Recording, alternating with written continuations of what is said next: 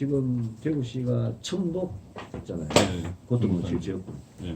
첨단우리 호흡단지 이게 그동안 정부 지원으로 뭐 건물 짓고 이것만 해왔는데 네. 그게 잘 되는 게 저는 굉장히 중요하다 보고 제가 그동안 이 박근혜 정부 들어서 특히 천복에 대한 지원을 거의 중단하다시피 하고 있거든요. 예. 또 천복이라는 게 이게 정부 지원이 끊어지면 네. 연구개발이라는 게 그렇잖아요. 뭐 세계적으로 성공할 신약을 네. 예? 몇 년 만에 뭐 뚝딱 만드는 이게 사실 불가능한 이야기거든요.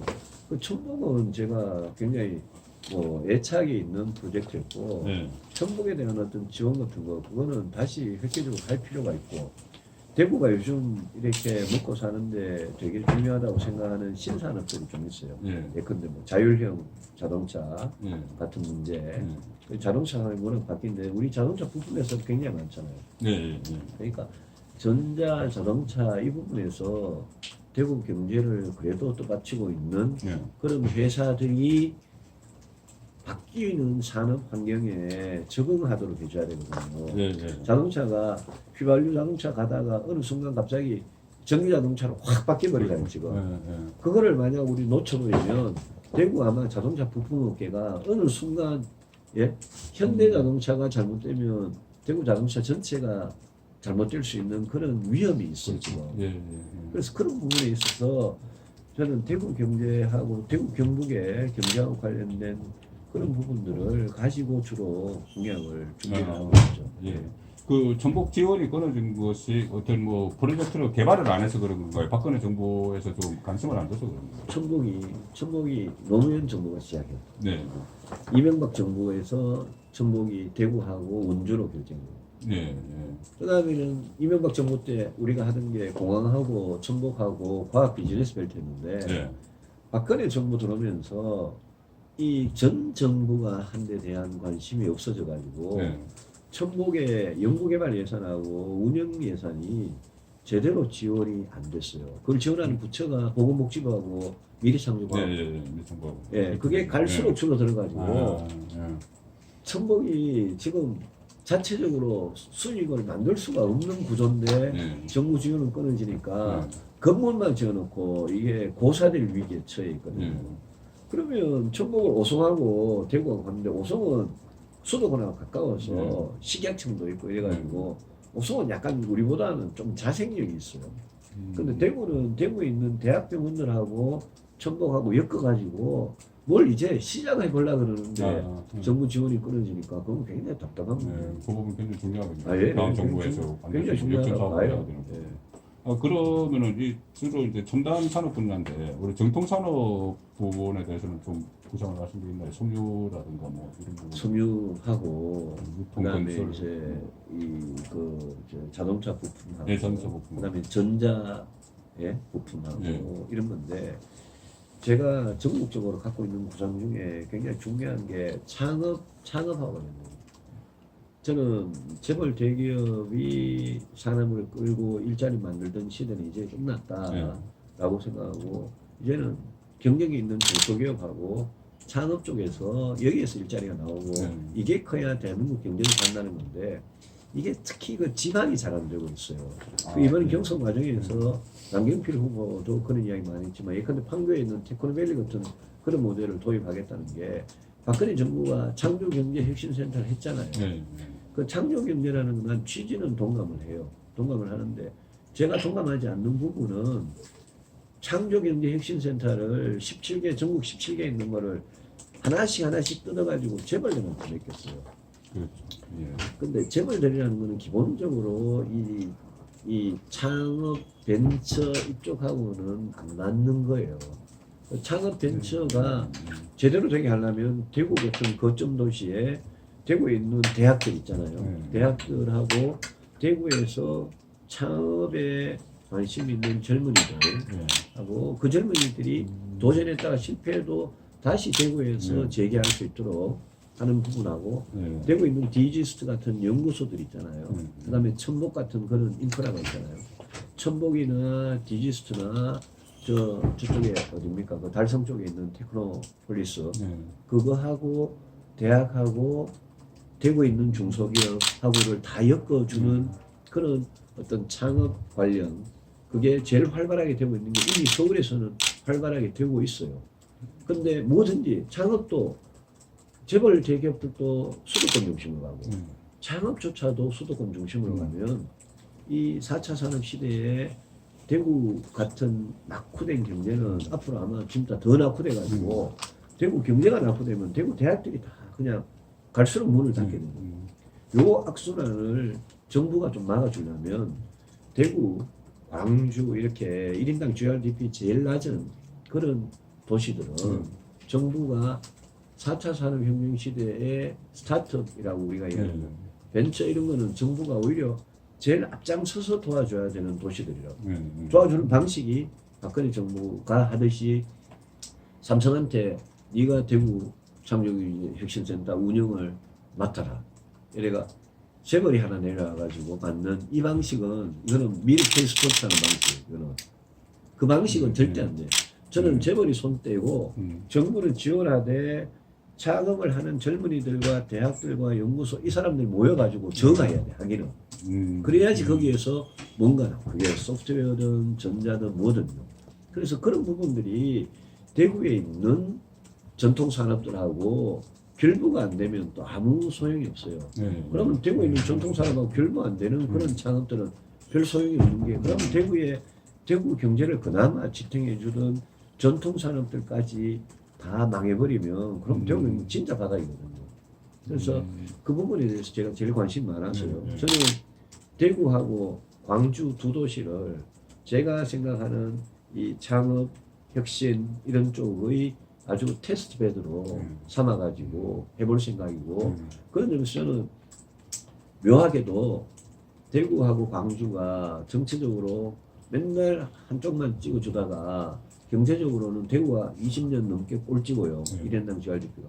광주가 늘 보면 꼴찌에서 2등이에요. 그래서 저는 광주 가서도 제가 똑같은 이야기 합니다. 우리가 영호남 지역 감정 앞세워가지고 정치적으로 맨날 일방적인 선거하다가 대구가 꼴찌고 너가 꼴찌에서 2등이다. 이거 어떡할 거냐. 우리 뭐 하려고 이렇게 싸우다가 서로 머리 뜯고 싸우다가 결국 이래 된 거다. 내이륙 도시라서 강점도 없다 지금. 대구는 부산보다 못하고 광주는 대전이나 인천보다 못하다. 우리 어떡할 거냐. 그래서 제일 낙후된 그런 지역의 새로운 창업의 생태계, 중소기업을 지원하는 그런 시스템을 만들어주는 게 저는 제일 중요하다고 보고 그거를 제일 제가 적극적으로 대구와 광주 두 군데 하면요. 그러면 지역적인 무슨 문제도 없어요. 그래서 양쪽에 하면 양쪽에 하면 그거를 해볼 생각이 굉장히 강해요. 그러니까 이제 그런 부분이 양쪽이 전부 다 못 살면서 그 뭐 정치적으로만 대립을 하고 있고 뭐 그런 상황이고 또 특히 이번에 대구 같은 경우는 뭐 80%가 지지를 하는 박근혜 전 대통령이 저렇게 됐으니 그러니까 지금 뭐 당장 내일 그 구속영장 뭐 발부될지가 결정되는데 그 저는 그 대표님께 꼭 여쭤보고 싶었던 게 그 전에 박근혜 전 대통령하고 이렇게 마찰을 빚었을 때 항상 헌법 가치를 말씀하셨잖아요. 그런데 공교롭게도 그때도 뭐 친박 의원들이 그 반론을 폈는데 공교롭게도 지금 헌법 위배 때문에 대통령이 탄핵이 되고 지금 파면됐죠. 파면되고 또 지금 당장 구속을 될지 안 될지 모르는데 이 상황을 좀 대표님은 어떻게 받아들이고 계십니까? 저는 박근혜라는 개인에 대해서는 진짜 개인적으로 회한도 많고 안타깝고 괴롭고 그래요. 근데 저는 처음부터 저는 그분을 제가 처음 도와드릴 때부터 저는 공인 대 공인으로 도와드렸던 거고 그분이 당대표라는 그런 공적인 자리에 있다가 비대위원장을 하다가 대통령이라는 공인 중에 우리나라 공직자 중에 제일 위에 있는 자리인데 최고의 자리인데 그 자리에 있을 때도 저는 늘 그 사람을 공인으로 생각하고 정치를 갈 때는 동지였고 나중에는 최고의 우리나라에서 대표하는 공직자니까 그만큼 더 무겁고 그만큼 더 헌법 정신, 헌법 가치를 그만큼 더 잘 지켜야 된다라고 늘 생각했는데 제가 사실 원내대표를 그만둔 것도 그것도 헌법적으로 보면 말도 안 되는 거죠. 대통령 행정부 수반이 집권 여당의 국회의원들이 손으로 뽑은 원내대표를 말 한마디 국무회의 석상에서 말 한마디로 쫓아낸다는 저는 그는 헌법 정신에 아예 맞지 않다고 생각해요. 그래서 제가 민주공화국 이야기를 한 거고 지금도 마찬가지. 지금도 저는 분명히 이거는 헌법을 위배했기 때문에 본인 손으로 뽑은 검찰총장, 검찰 지휘부가 작년 11월 20일 날 내고 공소장에 보면 그건 분명히 헌법과 법률을 위배한 죄들이 적시되어 있고 그 죄가 이제까지 그대로 헌법재판소하고 검찰에 그대로 온 거 아니에요 지금. 그거는 안 움직였잖아요. 변함이 없었잖아요. 저는 사실 제가 정치적인 어떤 피해를 보더라도 이거는 최고 공직자인 대통령을 탄핵할 수밖에 없는 사유다. 그렇게 생각해서 탄핵을 했었어요. 지금도 이 박근혜 전 대통령은 여기에 대해서 잘못 인정 안 하고 승복 안 하고 그다음에 대통령이 승복 안 하고 헌재 결정에 승복 안 하고 오히려 뭐 지지자들한테 갈등을 막는 그런 메시지 한마디 없이 하니까 저는 굉장히 뭐 이거는 대단한 잘못이라고 보고 전 대통령이 그러니까 그 자유한국당에 그 지지하는 사람들이 기가 살아가지고 아직도 자유한국당 후보들 중에 보면 탄핵에 승복 안 하고 계속 뭐 불복하면서 이런 사람들이 그리고 대선에도 출마했는데 대선에도 출마하고 그런 부분에 대해서 뭐 그거는 제가 정면으로 저는 계속 잘못됐다고 생각하기 때문에 제가 대구 경북에서 저에 대해서 비토를 하고 뭐 이상한 단어를 쓰고 이런 분들이 그런 것 때문에 그러면 저는 그거를 정면으로 저는 피할 생각이 전혀 없어요. 다만 제가 대통령 불구속 수사, 불구속 기소를 주장한 거는 대통령이 저렇게 아직도 처신을 잘못하고 있음에도 불구하고 저는 우리 사회의 어떤 분열이나 갈등 그런 걸 생각하면 사법 절차라는 게 수사하고 기소하고 재판이 있는데 1심 재판에서 법원이 마지막으로 법적 판단을 하는 기구이기 때문에 법원도 1, 2, 3심으로 가는데 법원에서 판단하면 되는 문제지 그걸 굳이 박근혜 전 대통령을 옛날에 무슨 전두환 노태우 그 시절에 문제하고는 문제 본질이 다르잖아요 지금은. 근데 그걸 굳이 구속 수사를 해야 되냐? 국민통합 차원에서도 봐도 불구속 수사로 가는 게 맞지 않느냐? 그런 개인적인 의견을 밝힌 거고 검찰하고 법원이 결정하는 데 대해서는 저는 뭐 100% 승복합니다. 제가 검찰이나 어떤 법원의 결정에 뭔가 영향을 미치려고 그런 이야기를 하면 전혀 아니에요. 전혀 아닌데 제가 대통령한테 지난 10년간 사이가 멀어지면서 최근에 와서 제일 박해를 받은 사람으로서 저는 이 말을 할 자격이 있다고 생각합니다. 오히려 자유한국당 사람들이 지금 뭐 불구속 수사를 한다고 뭐 대구의 조모 의원 같은 사람이 뭐 연판장에 서명을 하고 나는 그거는 그 사람들은 그 말을 할 자격이 없다고 생각해요. 그 사람들은 오히려 헌재 결정에 승복도 안 하고 저는 탄핵을 했고 헌재 결정에 승복 당연히 해야 한다고 생각하고 그랬던 사람으로서 국민의 어떤 통합을 위해서 불구속 수사가 바람직하다는 입장이지. 뭐 그 사람들 같이 헌재 결정에 승복도 안 하는 사람들이 지금 불구속 수사에 그거 한다고 영장 발부에 반대하고 그거하고는 저는 좀 차원이 다른 문제라고 생각하고 대구 시민들한테는 저는 지난번에 대구 내려가서 그런 말씀드렸는데 이거 분명히 대통령이 잘못한 거다. 그리고 보수가 이렇게 망하게 된 것에 대해서 책임져야 된다. 근데 박근혜 개인이 이렇게 됐다고 해서 그럼 대한민국 보수 전체가 그러면 진짜 막 같이 망해야 되느냐. 나는 그건 아니라고 생각한다. 보수가 박근혜를 지지한 거는 박근혜 대통령 보고 헌법 잘 지키고 정무관 대통령 되라고 지지한 거지. 이렇게 헌법 안 지켜도 좋다고 지지한 건 아니지 않느냐. 저는 그 점을 뭐 대구 시민들께서 저를 어떻게 생각하시든 간에 저는 그 입장에 제가 변화가 없고 대구 시민들은 제가 오히려 거꾸로 좀 호소를 드리고 싶어요. 왜 우리 대구 시민들이 박근혜 대통령을 그렇게 높은 득표율로 지지했다는 이유만으로 우리가 전국에서 박근혜 대통령의 잘못을 마치 우리 대구 경북 전체가 잘못한 것처럼 매도당하고 그 비난 우리가 감수하고 우리 왜 그래요? 우리 보수가 대구 경북이 왜 그렇게 해야 되느냐? 그건 아니지 않느냐? 그 생각을 말씀을 그냥 솔직하게 좀 드리고 싶어요. 대구 경북. 그리고 그에 대해서 저는 뭐 저에 대해서 정치적 무슨 책임을 묻거나 저 피할 생각이 전혀 없고요. 아 그러니까 이제 그 대표님께서는 그 물론 말씀하실 자격이 있어서 조원진 의원이나 이쪽은 자격이 없고 오히려 자격이 있어서 그 불구속 이야기를 하셨지만 그것을 또 받아들이는 쪽에서는 아 대선에 출마하시니까 또 대구 민심에 다가서기 위해서 그런 거 아니냐 또 그런 지적도 대구 민심에 다가서기 위해서 표 때문에 대구 경북의 표 때문에 그렇습니다. 제가 왜 지난번에 대구 가가지고 박근혜 전 대통령과 소위 말하는 친박들의 이 보수를 망하게 한 책임에 대해서 저는 분명히 규정하고 지금도 제가 박근혜 전 대통령이 저러고 계시는 모습이 잘하고 있다는 거 거꾸로 오히려 이야기하잖아요. 왜 승복도 안 하고 왜 잘못을 인정도 안 하고 왜 국민의 분열과 갈등을 줄이기 위한 전직 대통령으로서의 최소한의 책임도 안 하느냐. 그거는 잘못된 거죠. 근데 바로 얼마 전까지 대통령을 하던 사람을 그걸 굳이 이 정도 무슨 내란의 죄를 저지른 것도 아닌데 이 정도 죄로 구속 수사를 할 필요가 있느냐. 증거는 어차피 안종범이 수첩하고 정우서의 전화기 녹음에 다 나오는데 검찰도 특검의 수사를 거의 이어받아서 지금 하고 있는데 그래서 저는 뭐 법원의 판단이 나오면 존중하죠. 당연히 존중하는데 제 생각이 그렇다는 겁니다. 이거는 국민 통합이라는 국론 분열을 막는 그런 목표도 좀 생각을 해야 되는 거 아니냐.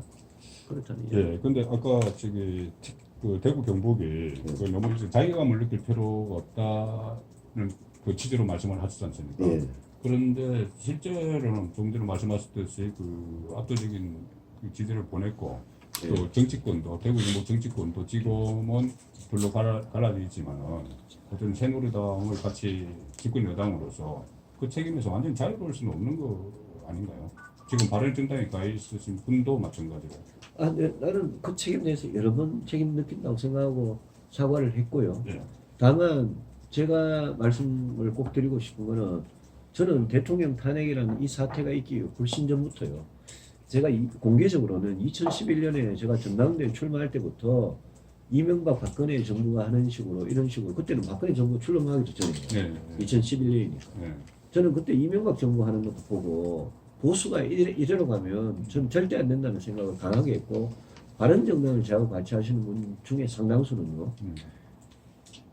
대통령 탄핵 여부를 떠나서 보수가 지금과 같이 해왔던 이 방식으로 그대로 가면 보수는 완전히 대한민국에서 망할 거다라는 생각을 굉장히 강하게 갖고 계신 분들입니다. 저는 지금도 마찬가지로 지금도 그래 새로운 보수를 하기 위해서 나왔지. 제가 자유한국당 같은 그런 보수를 하려면 부당이 남아있지. 나올 이유가 없죠. 그리고 저희들은 바른정당은 지금 비록 소수고 지금 뭐 굉장히 어려운 상황이고 진보하고 정권 교체를 원하는 세력, 탄핵에 소위 말하는 촛불 그 세력과 태극기 세력 사이에 지금 끼어 있어가지고 그렇게 이제 중간에서 합리적이고 개혁적인 보수를 한다는 굉장히 어려운 일이에요. 그럼에도 불구하고 우리는 뜻은 절대 안 버릴 겁니다. 그래서 뭐 책임을 지나 우리가 과거에 한나라당하고 새누리당에서 몸담았던 책임 그건 당연히 있죠. 저 같은 경우에는 2002년 대선에 패배했고 2007년에 그때는 박근혜 편에 서서 경선 2012년에 그리고 박근혜 정부의 탄생에 대해서 저나 자유한국당 있는 분들이나 다 똑같은 그런 책임이 있죠. 다만 저는 10년 동안 박근혜라는 분에 대해서 저 뭐 한 번도 자리를 바란 적도 없고 그분한테 온갖 핍박 받아가면서 잘못을 지적해왔고 저는 지금은 그런 보수가 왜 같이 다 같이 그 진짜 매도 당해야 되고 이 대한민국에서 그게 결국은 민주당 사람들의 논리 아니냐. 민주당 그 사람 그 후보들은 무슨 대단한 대통령 자격이 있다고 지금 뭐 결국 말하는 게 결국 박근혜가 싫어서 자기 찍어달라 그 소리밖에 안 합니까? 정권 교체라는 거고 적폐청산입니다. 그 사람들이 그러면 김대중 노무현 정부 때 10년 동안 있었던 적폐에 대해서는 아무 이야기가 없잖아요. 네. 그래서 그런 점에 대해서는 제 생각은 좀 분명해요. 아, 예. 근데 물론 이제 잘못을 지적해 왔다 그 문제 때문에 제가 좀 까칠하게 질문을 드리면은 아까 그 대표님께서 직접 말씀을 하셨기 때문에 그 배신자 뭐 보수 그 배신 뭐 배신 이런 이야기가 나오지 않습니까?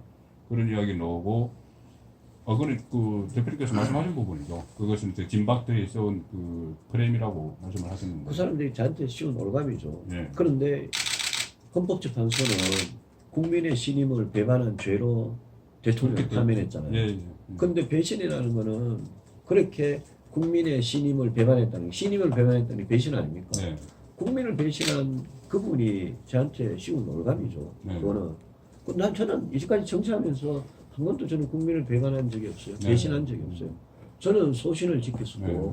저는 대통령한테 잘못한 거 지적했고, 아니 잘못한 거 지적하고 할 말하고 온갖 탄압 받으면서도 제발 잘하시라고 한 게 그게 배신이면 그걸 배신이라고 그러면서 그런 거 그러면 우리 대구 경북 사람들이 공적인 일에 대한 아무런 개념이 없다는 얘기죠. 그거는 우리 대구 경북은 오히려 저같이 잘못을 지적하고 소신 있게 이야기하고 그걸 오히려 원하는 게 바라는 게 그래 해야 된다고 하는 게 제가 늘 생각하는 우리 아주 오래된 영남 사림의 정신 아니냐. 예? 그런데 그걸 갖고 배신이다. 옛날에 누가 임금한테 대들면서 조선시대에도 그러는 사람을 사약을 주고 죽이긴 했지만 배신이라는 소리를 안 했습니다. 그러면 나는 그 배신에 대해서는 절대 나는 승복을 안 합니다. 제가 정치를 하는 이상은 네. 승복할 수가 없는 거예요. 근데 이제 그것을 꽤 맞추는 쪽에서는 대표님 그 대선 주자 지지율이 그 전국적으로도 오르지 않지만은 대구 경북에서조차 아주 지금부터 이제 반등만 있겠죠. 지금부터 반등만 있는데 그 동안에 대구 경북에서조차 지지율이 그 굉장히 낮았던 점 이런 것이 그 안에 그 대구 경북 사람들이 대표님의 그런 충정을 받아들이지 못하거나 왜곡한 거 아니냐 뭐 그런 이야기들이 많거든요. 그러니까 그거는 저는 정면 승부를 합니다. 저는 정면 승부를 하는 게 대구 경북의 시도민들이 지금 결국은 저는 박근혜 대통령하고 제 문제라고 봐요. 예. 본질은. 예. 대구 경북 시도민들이 헌법을 위배해서 파면당한 박근혜 대통령 이 계속 옳다고 생각하면 제가 지지도가 올라갈 수가 없는 구조고요. 지금 그렇지 않습니까? 헌법을 위배한 박근혜 대통령이 잘못했다고 생각하고 그 잘못을 오래전부터 지적했던 제가 옳다고 생각하면 저를 지지하실 거고 저는 그거는 대구 경북 시도민들한테 맡겨놔야 될 판단의 문제라고 봅니다. 저는 그 점에 있어서 이번에 도망가고 싶은 생각이 전혀 없어요. 제가 여기까지 정치를 하면서 한 번도 저는 지역을 팔아서 정치한 적도 없고요. 저는 제가 대구 경북 사람이라는 걸 굉장히 자랑스럽게 생각하고 제 본래 고향이 아버지 고향이 영주고요. 외가가 안동인데 저는 굉장히 경북 북부지방의 아주 유교적인 전통을 어릴 때부터 그냥 타고난 사람이에요. 그래서 저는 제가 보수라고 생각하는 게 제가 TK 적자라고 생각하는 거는 저는 옛날부터 내려오던 TK의 어떤 자랑스러운 전통을 제가 이어받고 있다고 생각하고 제가 TK 적자라고 그런 거지. 제가 달리 TK 적자라고 그런 게 아니에요. 그 점에 대해서는 저는 뭐 제 생각을 바꾸거나 뭐 그걸 가지고 TK 시도민들한테 선거를 앞두고 그냥 표만을 의식해서 제가 압을 해가지고 어떻게 할 생각이 전혀 없기 때문에 저는 제가 이제까지 해왔던 저희 결정들, 저희 선택들에 대해서 후회가 없어요. 아무나 뭐 그런 건 할 필요가 없지만은 그 뭐 유권자들을 판단을 하겠지만은 그 대표님 가지고 계시던 그 취지, 충정 이런 거는 좀 더 지금부터 더 적극적으로 알려야 될 겁니까? 예, 알려야죠. 근데 다 알려야 돼요. 예, 그거는 대구 경북뿐만이 아니고 다른 쪽에도 마찬가지입니다.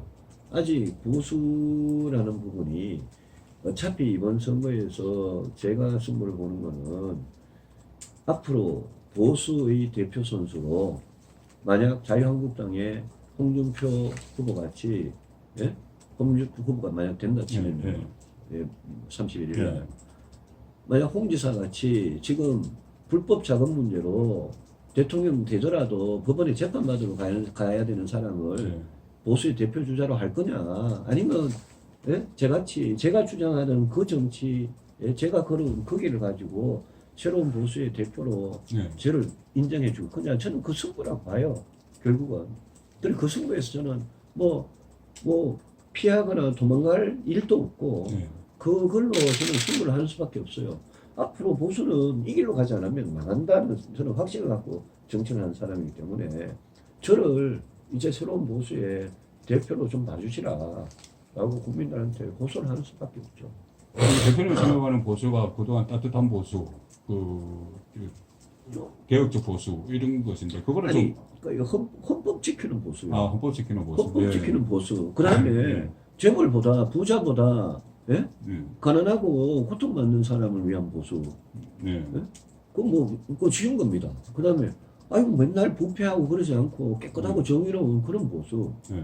그런 보수가 이제까지 자유한국당은 아니었으니 그 보수로 가자는데 거기에 저는 국민들께서 저는 동조해 주실 분이 저는 상당수 있다고 믿고 제가 출마를 하는 거죠. 예. 그러니까 어차피 대구 경북이 보수의 본산인데 그 대구 경북 유권자들도 보수의 개념을 지금까지 해왔던 그런 보수가 아니고 지금 대표님 말씀하시는 그런 보수 쪽으로 좀 많이 좀 바뀔 필요가 있는 거네요. 유권자들 입장에서. 제가 생각하는 대구 경북은 원래 그랬어요. 그런데 예. 대구 경북이 박정희 시절부터 시작해가지고요. 예? 박정희 시절부터 시작해서 우리가 1년부터 카운트하면요. 예. 지금 56년입니까? 56년 중에요. 예. 김대중, 노무현, 그 다음에 김영삼 15년을 제외하고는 TK 정권이었습니다. 그죠? 예. 예. 우리 박정희, 전두환, 노태우 그 사건에는 TK 정권으로 보니까 이명박까지 예. 그죠? 우리 5명 배출했다.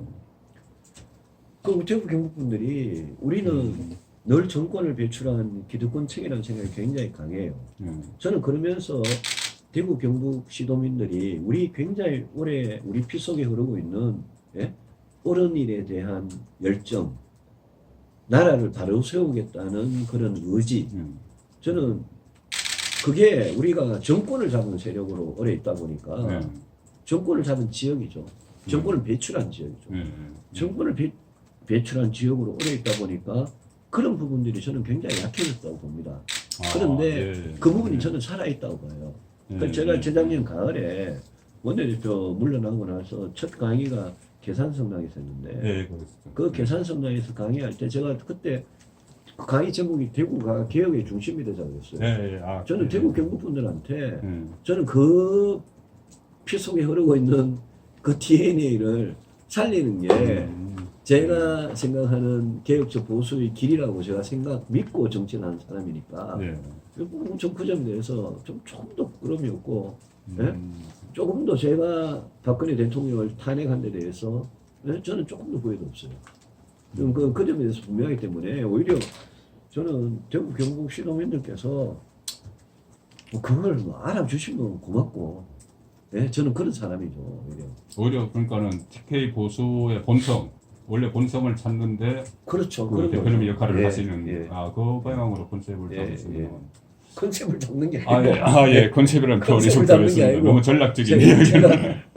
제가 생각이 제가 그게 정치를 하는 이유니까 어떻게 보면 제 존재 정치인 유승민의 존재 이유이기 때문에 그 점에 대해서 제가 만약 뭔가 생각이 바뀌거나 양보를 해야 되는 순간이 오면 저는 아예 정치를 그만두지 전혀 그럴 생각이 없고 이제 그런 방향이 그 대통령 돼서 나라를 이끄는 기본 방향이기도 한 것이고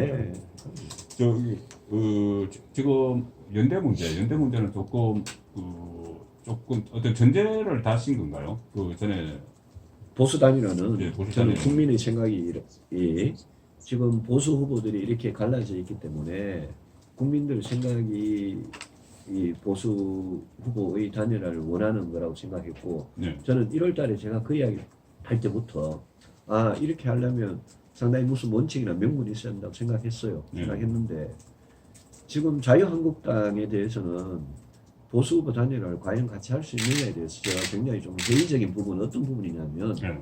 이 사람들이 이 사람들이 저희들이 당을 떠나고 난 이후에도 하나도 안 바뀌었어요. 기껏 바뀐 게 몇 명 당원권 정지, 아주 극소수의 당원권 정지가 그 사람들이 전부였어요. 이제까지 하면. 흉내만 낸 거죠. 예? 흉내만 낸 거죠. 흉내만 낸 거예요. 네. 그럼 바뀐 게 아무것도 없어요. 일단 바뀐 게 아무것도 없으니까 우리 바른정당으로 나와가지고 고생하면서 새로운 보수의 길을 걷겠다는 우리들하고 자유한국당에 남아가지고 아직도 박근혜 전 대통령 치마 자르 붙잡고 정치하겠다는 저 사람들하고 과연 똑같은 정치하는 맞느냐. 그 다음에 거기에 계시는 후보님들이 아까도 말씀드렸지만 1등, 2등 하는 후보들이 한 분은 불법성 정치자금이고 한 분은 선거법 위반이고 대통령 되면 법원에 가야 될 사람들이에요. 재판받으러.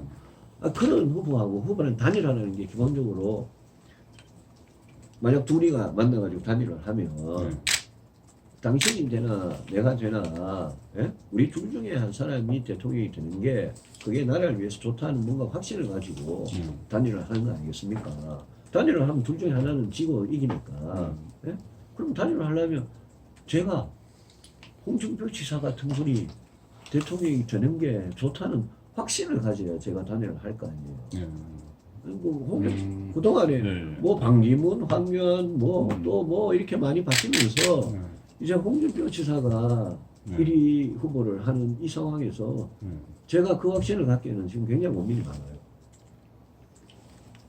그렇더라도 그러니까는 대구 경북 유권자를 비롯해서 그 정통 보수들이 이번에는 그 국민의당이나 아니면은 그 한국당과도 연대를 해서 단일화를 해서 정권을 창출해야 된다는 정권을 그 만들어야 된다는 그런 민심이 있다는 건 전 잘 압니다. 예. 잘 아는데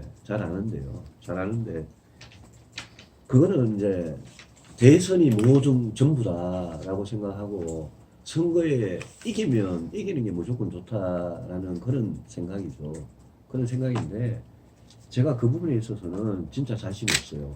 제가 그런 민심이 있다는 걸 잘 알면서도 저렇게 변하지 않는 자유한국당 또 1등, 2등이라는 후보가 저런 문제가 있는 후보들 그럼에도 불구하고 단일화를 해야 된다? 그 여지는 조금 열어놓으시는 게 그래 가능성은 제가 열어놓고 내리는데 유권자들의 열망이 그렇다면 보수의 열망이 그래 그렇다면 보수 단일화 열망이 있는 걸 알고 그래서 가능성을 열어놓고 있는데 지금 자유한국당의 모습이나 후보들의 모습 보면 그런 고민이 생긴다는 이야기죠. 처음부터 말씀하신 원칙 있는 연대 그렇죠. 연장선 상대 원칙 있고 명분 있는 그게 이제 단일화가 되느냐.